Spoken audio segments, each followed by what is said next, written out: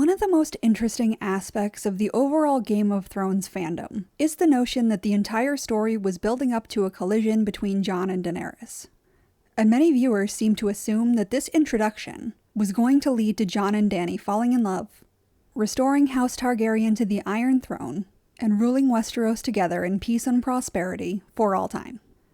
And while their initial introduction in the series threw an interesting wrench into those plans, it's also fascinating to see how the show attempted to play things both ways with their interactions by presenting their surface-level behaviors as some kind of romantic interest, while making the meat of their story in constant conflict.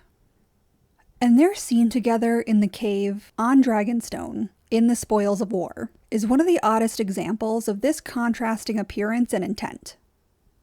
The bizarre conversation that they have as Jon shows Dany the pictographs, explaining the original battle against the White Walkers, is honestly most memorable for their over-enunciated bedroom voices and very noticeable lack of blinking on the part of both of the actors.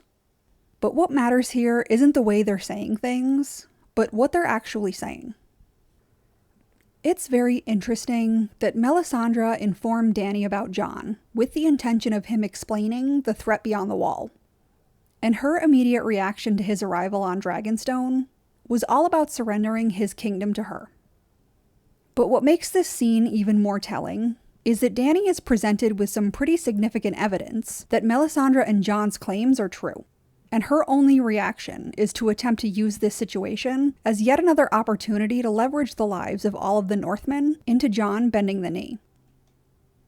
The framing and visuals of this scene might scream burgeoning romance, but the actual text is clear. Jon can bend the knee, or let everything he loves die. Many fans complain about the final seasons of the series being poorly written. And they're right, because this is a perfect example of the writers writing Daenerys as a blatant villain. She is literally attempting to use her advantageous position to use the North as a pawn to force them all into unwilling submission. And yet they're also attempting to sell the audience on the idea that Jon is irresistibly drawn to someone who would do something like that. And although the novel versions are far more complex, the North and the Northmen are the closest thing to pure heroes that are presented in Game of Thrones. So this exchange is pretty directly telegraphing that Dany is the bad guy, even though they're still somewhat trying to frame her as the good guy. Fans see this as bad writing because it is, because they are literally attempting to have it both ways at once. But one of the most important and indicative moments in their entire interaction should have been obvious. Daenerys quite melodramatically pleads to Jon to surrender his crown to her, and she punctuates her request with one simple question. Isn't their survival more important than your pride? What is, of course, so worth noting about this question is that Jon has already posed it to someone else, Mance Rayder. So the audience already knows for a fact that his pride does not matter more to him than anyone's survival. The final seasons of Game of Thrones are full of callbacks just like this. But this particular line is so specific and direct, it's obvious that the writers were doing everything that they could to highlight this interaction. So of course the question is, why? Things become somewhat clearer as the Spoils of War moves on. Because when Daenerys discovers that she has once again been outmaneuvered by Cersei, she asks for Jon's advice on what she should do. Jon doesn't offer anything truly proactive. Literally all he says is that if she uses her dragons to burn shit, then she's no different from all the other terrible rulers that Westeros has been controlled by for centuries. And once again, in an almost hilariously direct indication that Jon and Dany are actually meant to be in direct opposition to one another, the next time that Daenerys appears on screen, she's literally setting everything and everyone on fire. A bit later, Jon and Davos are having a conversation where Davos calls Jon out for apparently being attracted to Dany, and Jon claims that there's no time for that.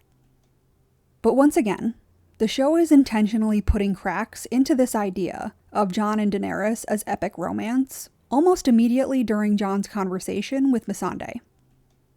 When Davos and Jon chat with Missandei, she tries to sell them on the idea that Daenerys would happily let her followers leave if that's what they wanted. Which is a very interesting Chekhov's gun that the show seemingly goes out of its way to never address again. It definitely begs the question if this is intentional, or if this was an allusion to a future plot thread that the writers dropped specifically because they wanted to hide Dany's dark nature until the absolute last possible moment. But either way, it's still meaningful. What really matters in this exchange is that Missandei clearly believes this is true, but Jon very clearly does not. He has been incredibly reluctant to show any of his personal feelings or prejudices on Dragonstone. But he directly questions Missandei's belief, in a manner that clearly telegraphs that he thinks her assumptions about how Dany would react if she wanted to leave is incorrect. There isn't much time to address this little tidbit though, because the show quickly moves on to the battle between Daenerys and the Lannisters. This scene is also really interesting on its own, because while Game of Thrones has shown Dany burning a lot of people and places in the past, there was a near total focus on Daenerys and the power of her dragons. And most importantly, hardly any shots of the nameless redshirts that she's setting aflame. And interestingly, although this battle with the Lannister army is typically the first scene where some of the average viewers start questioning Dany's motives, and whether or not she truly is the hero of the story, it shares a lot of classically villainous common threads with her earlier scenes. Regardless of how anyone feels about Game of Thrones as a whole, it seems like it can be universally agreed upon that Ramin Djawadi absolutely slayed it for the entirety of the series. And interestingly, his work is one of the most obvious indications that Dany is a villain from extremely early on in the show. One of Dany's most consistent musical themes accompanies her burning people. And regardless of how the characters she's killing are presented, Dany's so-called battles are scored with descending and heavy music that even a layman would recognize as the music of a classic bad guy, if they were actually paying attention to it. But even more interestingly, as anyone would recognize, this musical score, used for Dany, has been used for years beforehand. This foreboding theme music is used as early as Season 3 during the sack of Astapor. So the series has been making Dany sound like the villain, at least when she's attacking and conquering, long before they were trying to overtly portray her as the bad guy. However, for one of the first times in the show's history, the battle between the Lannisters and Dany's forces actually portrays her actions as violent and terrifying, not inspiring and impressive. Yes, the Lannisters are still the villains in the story, but the framing of these scenes, as well as the way that Jon Snow, Facebook official hero, sets up Dany's actions, is incredibly important. Firstly, what makes this battle interesting is that it is an actual battle. Daenerys' conquest in Essos was largely shot with the beginning and the end. And in retrospect, that is yet another fascinating hint that clearly the show is intending to obscure something very significant about Daenerys. Normally, the characters she's killing are framed as meaningless or deserving of death from a filmic perspective. And this attack on the Lannisters is really the first time that one of Dany's battles hasn't been presented as her jumping on a dragon, having a scene or two of kicking ass, and then cutting to a short time later after the battle is already won. So not only did the show go out of its way to hide the realities of setting people on fire en masse before, but it is specifically going out of its way to show that now. Before, it cut these moments out, but now it is actively prolonging them and framing them in a way that makes it seem scary and tragic instead of triumphant. The shots also include a lot of completely unnecessary destruction and violence on the part of Daenerys and her forces. And most interestingly, it at least partially frames Jaime in a somewhat classically heroic light when he attempts to play the part of the knight slaying the metaphorical and literal dragon.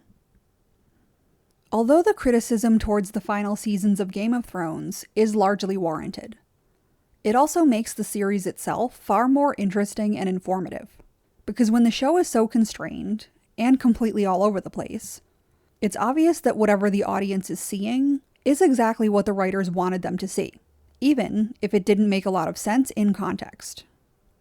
And while Dany and Jon's interactions seem relatively superficial and brief in this episode, once again, it's pretty obvious that the show is trying to compare and contrast them and their philosophies, rather than paint them as remotely similar. And once again, it seems obvious that they're very quickly trying to establish that Daenerys is on the wrong side of that conflict.